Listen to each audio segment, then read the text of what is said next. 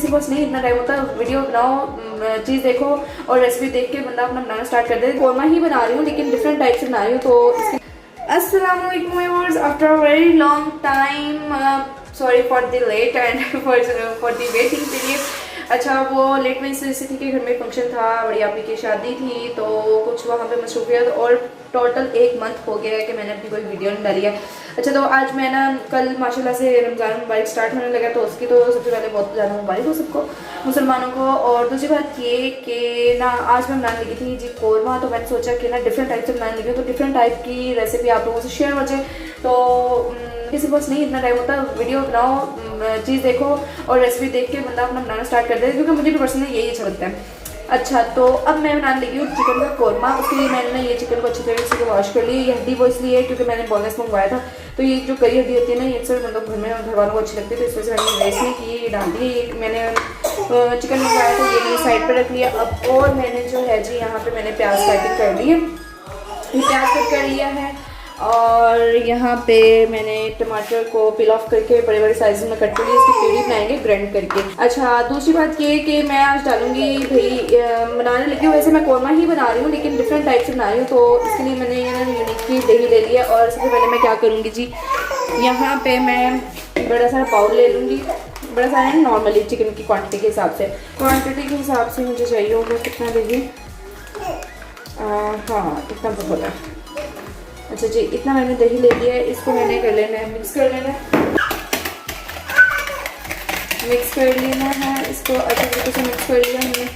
Okay जी, ये mix हो गया है। अब नेक्स्ट हमने इसमें क्या डालना है जी, फर्स्ट ऑफ ऑल हमारा गरम मसाला आ गया, ये थोड़ा सा हमने गरम मसाला ले लिया। लाइट स्पाइसेस का बनाना है क्योंकि भाई सीज़न ऐसे चल रहा है और सारे बीमार चल रहे हैं। और मैंने ले लिया धनिया, पिसा हुआ धनिया ले लिया 1 चम्मच, 1-1.5 चम्मच। ये मैंने ब्लैक पेपर ले ली, ये कोई हाफ टेबल स्पून हमने यूज़ करनी है, टीस्पून। और मसाला ले लेना हमने, और फिर अब हमने इसको फिर से मिक्स कर लेना। बस ये सिंपल इंग्रेडिएंट्स हमने इसमें डालने हैं और इसको मिक्स कर लेना चाहिए।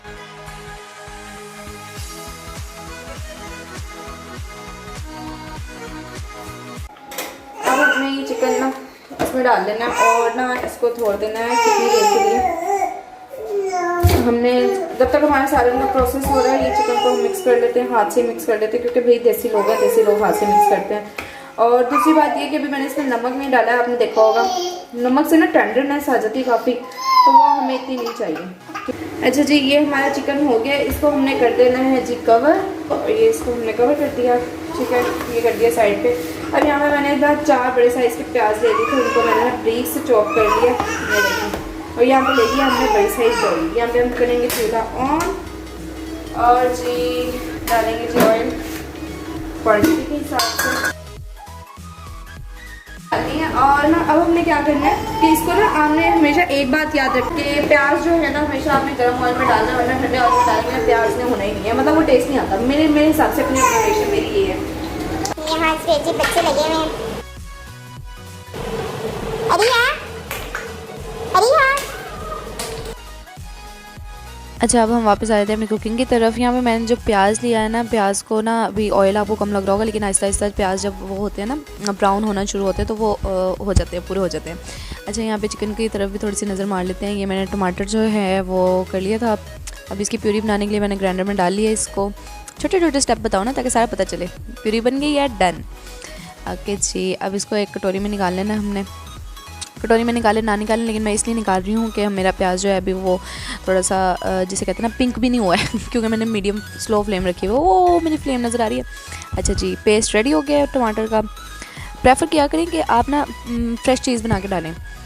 अच्छा, बाकी जैसे आपको इजी लगे। यहाँ पे मेरा प्याज भी यहाँ पे देखा, अब ऑयल वो एक्सेसिव लग रहा है। यहाँ पे मैंने लहसुन अदरक जो लिया हुआ होता है, रेसिपी मैंने अपलोड की हुई है, डिस्क्रिप्शन में भी डाल देती हूँ लिंक अगर कहते हैं तो। अच्छा, ये मैंने सिंपली डाल दिया, देखा कितना इजी हुआ, कोई वो नहीं करना पड़ा, झंझट नहीं करना पड़ा, और मैस भी नहीं क्रिएट हुआ, मतलब हाथों में स्मेल आ जाती है ना, वो चीज़ भी नहीं। अच्छा जी, ये एक सिचुएशन रखनी है। आप एक टिप बताते चलूँ कि हंडिया के लिए जब भी आपने प्याज को रखना है ना, इस वाले मतलब पिंक सा लाइट रेड ब्राउन भी है और ये पिंक भी है, तो हंडिया का कलर जो है ना बहुत ज़बरदस्त आएगा।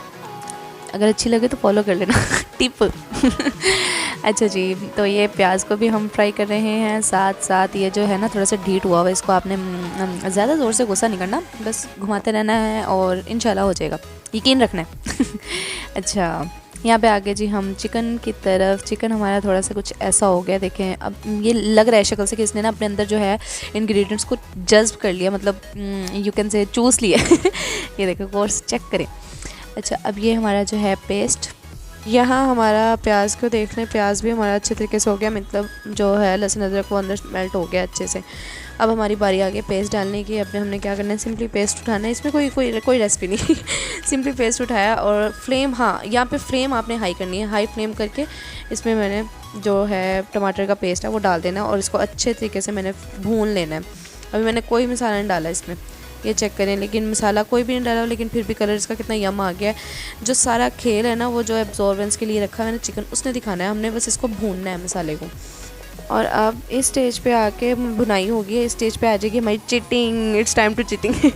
ये मैंने नेशनल का कौरमा मसाले का सिर्फ एक चम्मच यूज़ करूँगी, ज़्यादा नहीं। 1 टेबलस्पून मैंने इसमें नेशनल का कौरमा मसाला लिया और ये ऐड कर देना just for the you can say taste. हाँ, और अब मैंने इसमें डाल देनी है 1/2 टीस्पून जो है वो हल्दी पाउडर, और 1 टेबलस्पून मैंने इसमें रेड चिली डाल देनी है, लाल मिर्च का पाउडर डाल देना है 1 टेबलस्पून। और अब इसको फिर इसकी भुनाई की बारी आ गई है, घुमा। अच्छा, यहाँ पे जो है हमारा मसाला देखिए कितना ज़बरदस्त भुन गया है। अब हमने क्या करना है जी, मसाले को घुमेटा दे दिया। मतलब घुमा लिया अच्छे तरीके से, भून लिया। अब हमारे चिकन साहब की एंट्री करवा देनी हमने, इसमें बाउल उठाया और सिंपल डाल देना है। अच्छा जी, ये जो है ना, अब इसके साथ ना थोड़ी सी फ्लेम देखे मेरी मीडियम है, ना तो लो है ना तो हाई है, फ्लेम इतनी फ्लेम पे रख के ना मैंने इसको अब ना फिर से इसको मिक्सअप कर लेना, मतलब वो घुमेटा वो लफ्ज़ अच्छा नहीं लग रहा ना। अच्छा जी, ये हो गया हमारा ये दही का बाउल। आप टेंशन न लें, मुझे भी नज़र आ रहा है। मैं इसको अभी एक काम करते हैं कि जी आप 1/2 कप ऑफ वाटर इसमें दोबारा से डालें और इसको दही को साफ़ करें, बाउल को साफ़ करके हम दोबारा से इसमें डाल देंगे ताकि ना हमारा दही वेस्ट ना हो, ठीक है, और इसकी बेअदबी भी ना हो। अच्छा जी, फिर इसको मिक्स कर लेना है। और अब कुछ शक्ल चेक करें इसकी, लग रहा है ना, ठीक है जी। अब इस स्टेज पे आके मैंने क्या किया जी, नमक ऐड अब करना है इसमें, नमक ऐड। फ्लेम आप देख रहे हैं और नमक आपने अपने टेस्ट के मुताबिक करना है। मैंने यहाँ पे 1.5 टेबलस्पून यूज़ किया। अब इसको फिर से मिक्स कर लेना है। ये चेक करें, जब इसमें सालन में आपको बॉयल आने लग जाए ना, तो समझे कि तब ये अब जो है ना ये रेडी है दम के लिए। अब इसको हमने 5 मिनट के लिए दम के लिए छोड़ देना, ढक्कन ढक देना हमने इसके ऊपर। अच्छा जी, ये हमने कवर कर दिया, ढक्कन, दम लगा देना। और फ्लेम आप देख रहे हैं, अब वेट करना है हमने 5 मिनट का। चलो जी, यहाँ पे 5 मिनट हो गए, हाई फ्लेम पे 5 मिनट हो गए हैं और सालन हमारा कुछ इस तरह से बन के रेडी है। मुझे धनिया दस्तयाब नहीं था तो इस वजह से मैं गार्निशिंग में धनिया नहीं डाल सकी। तो ये हमारा सालन बन के रेडी है। Literally it was so amazing in taste. बाकी आपकी मर्ज़ी हो, देख के अंदाज़ा लगा लीजिएगा। एंड वंस अगेन अल्लाह हाफ़िज़, अपना बहुत सारा ख्याल रखिएगा। Like, subscribe and share.